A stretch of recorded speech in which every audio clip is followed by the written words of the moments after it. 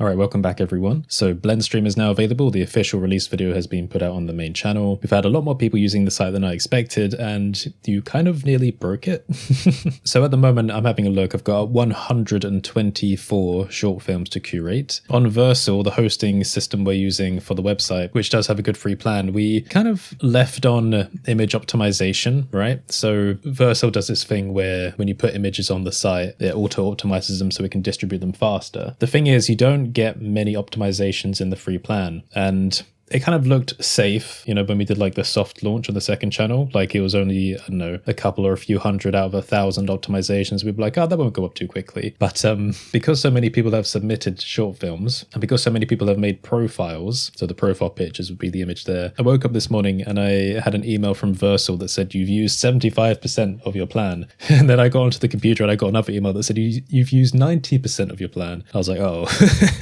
They said, if you don't upgrade, we'll block your account. I was like, shoot. So I was frantically messaging Joshua, be like, we need to turn this off. But I ended up making the code change. Joshua was like, it should just be one line. So I managed to do that. But even when we pushed that change to turn off the optimization, the number of image optimizations was still ticking up and it was nearly at the max limits. We were on like 960 something, I think. Let me just double check that. All right, I can't see the final number now, but yeah, so it was still ticking up after we made the change. So it was getting like really close and we were worried about the account being blocked. So I had to quickly upgrade to the pro plan. There's a 14-day trial just to, you know, make sure the website wasn't interrupted. And I'm going to try and message Versal within those 14 days to try and apply for open source sponsorship. Because other than that, all the bandwidth seems to be okay. Like it looks like we can, you know, totally maintain the monthly function of the website on the free plan. But it's just because we left on that image optimization thing that it got a little bit dicey towards the end. But yeah, we didn't really expect so many people to be submitting short films. People are probably looking at the homepage going, where is my film? I submitted it yesterday. So obviously there's a lot to go through. We've just been, you know, trying to make sure that the website stays up and that it's running okay. I've got 2 people I need to speak to about adding as moderators, and I want to make a page on my Notion workspace so they can have some guidance for, you know, things like making sure the films have the right tags and checking that the films don't already exist. I can see that a couple of the submissions are already ignoring the rules, so we'll need to kick a few of them off, but most of them do look pretty interesting. So I put a little tweet out yesterday because I got a bit of a bad comment, but you know, when you reach an audience of this size, that's what happens. Let me just get my screen recording up and running. All right, so I put out this little tweet because I got a comment from someone that says you just copied an extremely antiquated layout, which is already someone, as you can tell, is a bit bored with life. So I said, thank you for your engagement. And that clearly rubbed them the wrong way. So they said, I bet you do. Does make sense. You're all about those metrics. One thing I learned about life is people are the opposite of what they say. You are making money indirectly somehow. You wanted to stress that point to try and gain the trust of people. Tell me this, is the video monetized? They got me, guys. The video is monetized. I did this whole thing, the whole month for free work to make this one monetized video, and it's going to make me absolutely rich. So I responded, oh darling, I don't know what to say about your outlook on life, but if you think the revenue from this video will even cover the cost of the domain name, then you're beyond my help. But look, I did put a big emphasis about transparency in the Blendstream announcement video on the main channel, because I do think that's important, although that person thinks it was suspicious. You know, to put my money where my mouth is, so to speak, I did this tweet that said the domain name for Blendstream cost £340 plus £24 annually. My total YouTube revenue since January the 1st is £179.33. That's for the main channel, of course. This channel isn't even monetized. If you thought we make more than that, you know, 100 and something thousand subs, then you're wrong. That's not even enough to pay for my upcoming neurologist appointment, let alone the domain. And then I said, this is why I create paid products. So yeah, I mean, usually I'm quite good at just letting a lot of the weird comments go, but this one really annoyed me, right? Because we've been speaking on these podcasts about how much of a risk it is to spend so much time working on something like that, and how it requires, you know, a lot of balance trying to keep something like that running without it costing any funding. Like there aren't many ways to do it, but we found a way to do it. So I just think it's a bit interesting that there seems to be, you know, like this little bit of a discrepancy that if a YouTuber makes a video, it automatically makes them rich. I wish. But I think it presents an interesting opportunity to talk about the business model, I suppose. So here's the thing. If we don't make much money from YouTube, definitely not enough to survive, then how do we survive? Well, the simple answer, affiliates, paid product sponsorships. That's how you do it. YouTube is extraordinarily powerful, and a lot of people let go of YouTube because they look at the numbers like that, the small numbers, and they think, oh, this is useless. But that's really stupid. Okay, maybe that's a bit harsh. I can say that from this perspective because, and I don't mean to offend anyone that has given up on YouTube because they looked at, you know, like a low revenue and thought, that's not for me.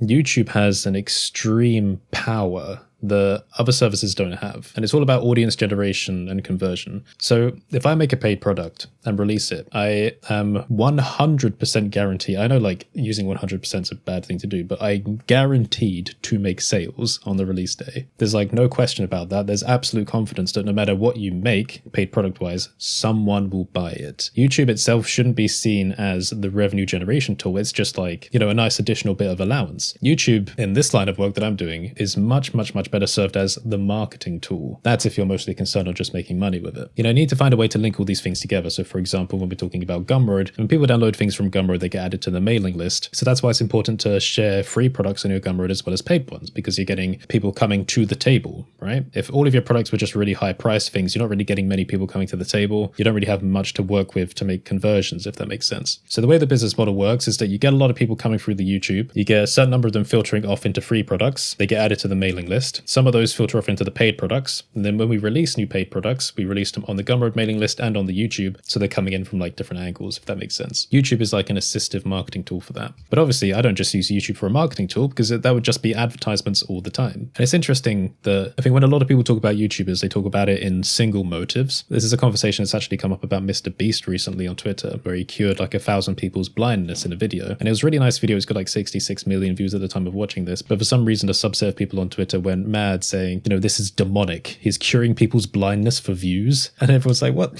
I mean, yeah, he's got an entire separate company called Beast Philanthropy, which is just about spending his money on making the world a better place. And the thing is, even if he was exploiting that for views, 1,000 people have still ended up with their blindness cured. But it just seems like there are a lot of people that want to see things in extraordinarily black and white ways. And I guess this comment is an example of that. One thing I learned about life is people are the opposite of what they say, which is really, I don't know, that's very absolutist. There are lots of reasons why anyone does any type of work. So for me, there are lots of reasons why I do YouTube, lots of reasons why I do paid products instead of sponsorships, and certain types of content, or why I invest time into things which are objectively a bad idea business-wise. A lot of it is just to do with satisfaction, because that's all that everyone's striving for at the end of the day. I like doing community stuff because that's fun, and that shouldn't be confusing or suspicious because we're tribal creatures. I don't understand why, you know, doing things for a community inherently has like a conspiratorial angle to it. It just doesn't really make sense to me. I kind of feel like we've evolved to do that. I consider community goodwill pretty much as equally as important as just revenue anyway. Like, I think I used to speak about that in Blender Nest episodes, where I think I heard it from Grimes first of all, that if you consider social good as a form of income along with actual money, then you'll be much more inclined to do good things for the world. A lot of us creators, when we're working, we don't see things in absolutist ways. There's no such thing as black and white. And I think maybe this is kind of why when we're creating things, it's confusing for some people to see that, because they go, oh, what is the motive?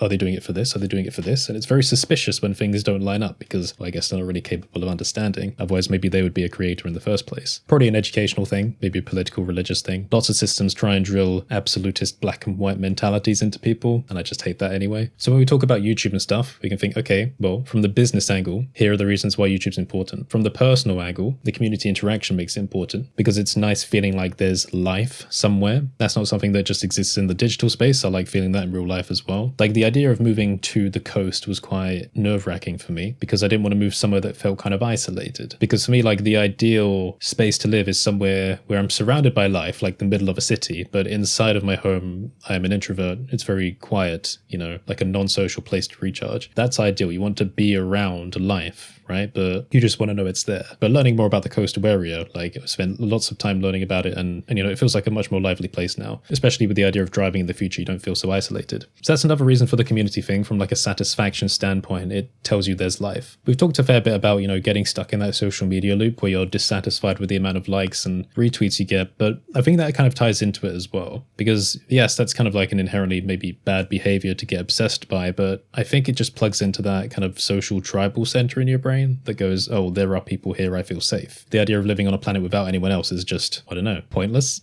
Another thing to think about is that, well, I spoke about this in another podcast, talking to Kev Binge about how we don't take our own advice when it comes to giving advice to people doing like similar work. When we look at other people doing work like making YouTube channels, we can see it very objectively as a single purpose and give very defined advice about it. But sometimes we find it difficult to take our own advice because when we look at our own work, we're not seeing it as objective purposes, rather a potential for all possibilities that it could be. And that's what I consider more of a lifestyle than a business. A lifestyle is just like a fluctuating spectrum of mood. To believe that someone is making YouTube content for one sole reason would be to say that, well, it'd be the equivalent of you waking up and feeling exactly the same every single day of your life. Whether you're happy, whether you're sad, whether you're depressed, doing only one thing all the time, it's unrealistic. If there's one thing I want to drill into people, it's that you really got to stop seeing the world in black and white ways. That's why our rule 1 for life is all things within reason. Our second rule for life is you don't know what you don't know, which is the humility principle. All things within reason, you might have also heard that as everything in moderation, including moderation. That one's fine. It's kind of like a subdividing principle. To describe that, the sentence,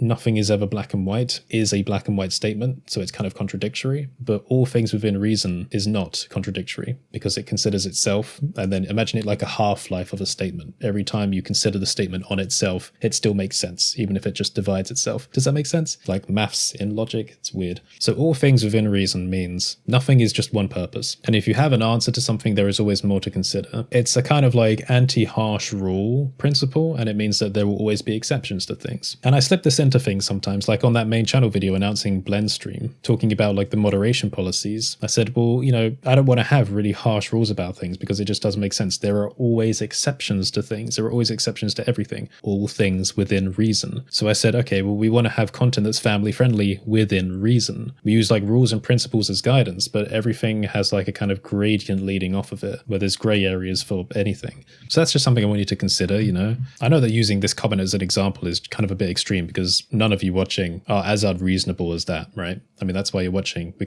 resonate with the things that we talk about. I suppose our personalities kind of jive and that's why you stick around. But the thing about these principles is that if we describe them to someone, I think a lot of people will, look at them and go, oh yes, I already know that. Yeah, of course, all things within reason. Of course, nothing's black and white, but we selectively choose not to understand them in certain situations, like especially in political situations. Yes, all things within reason, but all of these people are like this. And it's like, well, you've just lost the plot then. Also, the second principle is really important as well, especially for the political space, because you don't know what you don't know. It means there is always more for you to discover, and you do not know everything in the world. That's a really important one because it means that, for example, other people can have experiences that you are not having, and you need to understand that just because you don't understand their experience, it doesn't mean that they're not having it, and it doesn't mean that it's not true or actually happening or valid. So a strong example there would be like trans rights, sexuality, etc. If someone says they're experiencing a life in a certain way, and you go, oh, well, I don't understand that because I don't feel it that way, therefore they must be wrong, then you're stupid. You would expect that if you said to someone that you're feeling ill, maybe you're feeling happy or sad on a certain day, you're upset about something someone else has done, that they will respect that you feel a certain way, that maybe they don't understand at this point in time. You expect them to believe you. If you have that expectation but you don't give it to other people when they're in a time of need, or when they really have something important to say about the world, then you're a hypocrite. So that's why I think it's important to keep these principles in mind. It's important to not only understand them objectively, but also try your best to realize where you're not actually applying them in your life. And that's something that no one's going to be perfect at, not even me. I catch myself out sometimes going, oh, okay, I need to keep that in mind. There's something I've spoken to some friends a lot about, especially in regards to dating, funnily enough. So the thing about dating, especially as someone that's like categorically bisexual, is you base a lot of your like preferences on pre-existing experiences, like previous crushes and stuff. And you tend to measure up people you're looking at now based on that kind of library you have in your mind, or that kind of subconscious sense of attraction. Maybe it's something about the eyes or the smile, but something that you've always gravitated towards. But the thing is, you can sit there and go, well, I don't like these types of people, but rule 2, you don't know what you don't know, says that there may always be someone around the corner who's going to completely shatter all of your preconceptions. So don't be too judgmental on the surface of things and keep an open mind. I don't always feel like these philosophies fit in with the internet very well because, the internet just runs on different principles. And sometimes it feels like I'm a bit of a phantom just moving around and creating things, but not really engaging properly. There is a principle I have that I haven't really learned properly. Let me just see if I can find it on my notes.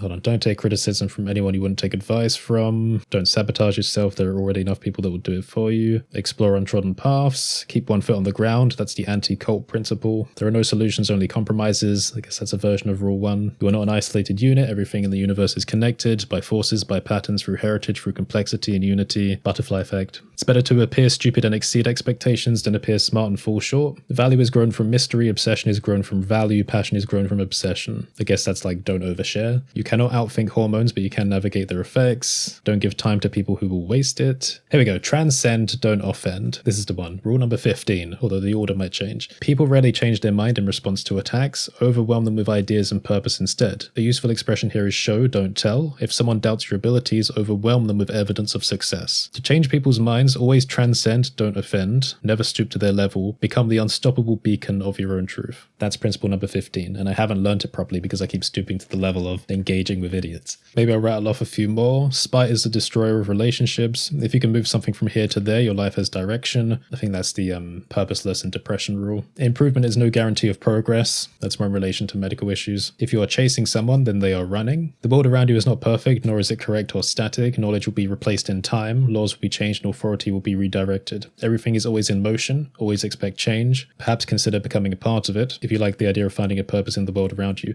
So that one, rule 21, the world around you is not perfect, nor is it correct or static. That's the anti-nationalist one. Basically saying that no country lives forever. All empires rise and fall. In areas of high pressure, sometimes diamonds are formed. That one's about how, working within challenging parameters can produce some really interesting creative results. Tend the garden. That's a good one. I've spoken about tending the garden. That's another aspect of community, that if you want things to be okay for you, then make sure that things are okay for other people as well. Because if everyone helps each other, then our collective society will just be a more beneficial place. Emotion is a ride to move your mind to new places. Basically saying don't suppress your emotions. That's pointed at all the guys out there. Guidance is valuable. Discovery is priceless. Take advice from people, but don't treat anything as an absolute gospel. There is no perfect answer to any question, no perfect way to behave. Remember rule 1, things are rarely ever black or white in life. The world changes over time and so must our understanding of it. So basically that's saying learn to take advice from people, but also don't take the advice from people. Use it as a lens to see your own experiences through, because you're going to be discovering new things that they probably haven't encountered before.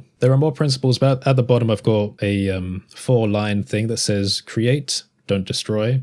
Reduce suffering, therefore create to reduce suffering. So maybe there are some things in there that people could apply to their life or just think about, and maybe we can speak about some of those in the future as well. I don't really want to follow on from that with something more serious or work related, because it will seem just weird, completely shifting to oh, I saw this funny video. So maybe I will just leave that one there and let, people mull over some of those ideas. If you made it this far through the video, put either a book or a pen or some kind of scribet or writing type emoji, something to do with knowledge. I've got a lot of stuff to get on with now, so hope you're doing well. Have a great day, and I'll see you next time.